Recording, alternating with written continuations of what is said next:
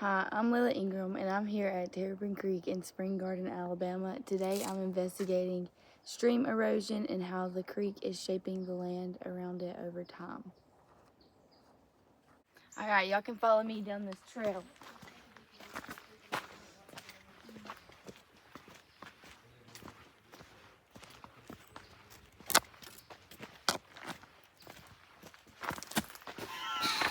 As you can see in that last clip, you do not need to have Uggs on when walking through trails like this.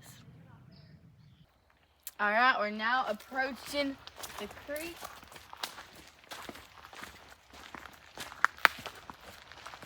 And as I said earlier, this is Terrapin Creek in Spring Garden, Alabama.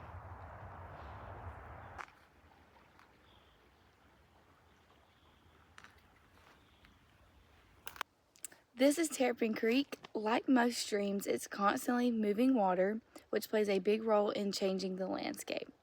The movement of water causes erosion and transports sediment and can also deposit material in other areas.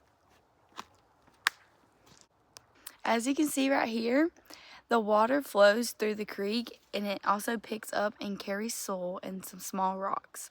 The faster that the water moves, the more material it can carry, which is going to increase the erosion. Here is one of a few of the examples of erosion I am going to show you right here.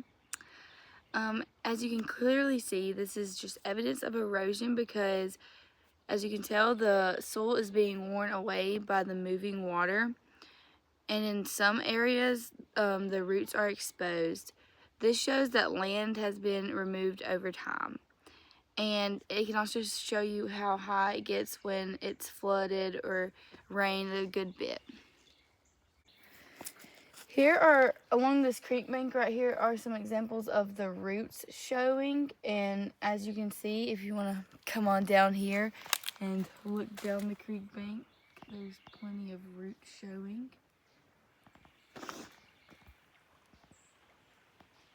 Alright, and this is the direction the creek is flowing, and then it goes downstream. If you want to, cameraman, if you want to show downstream real quick.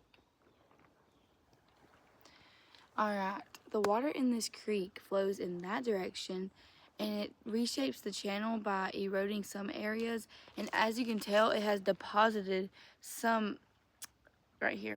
As I was saying, some material has been deposited right here from the stream just picking up material along the way, like during erosion, and then dropping it off right here. So erosion along the creek can lead to a loss of land, and it also heavily impacts plants and trees, as you can see along these banks. Over time, it can also affect nearby structures, like a bridge, which we are about to head to if you want to follow me.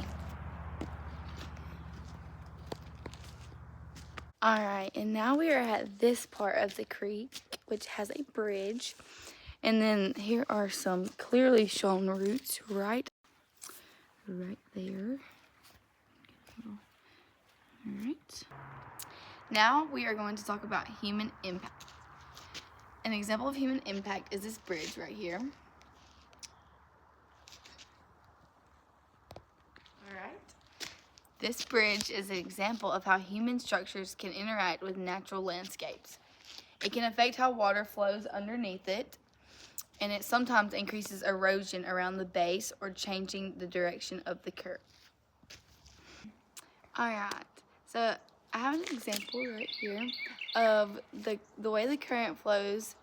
When there's a flood, it does not allow brush to flow freely down the creek. It just gets caught up at the base of the bridge. We do not have an example right here of any heavy currents, but I'm sure in those places there's a lot of erosion right there because it's taken all the soil off the banks.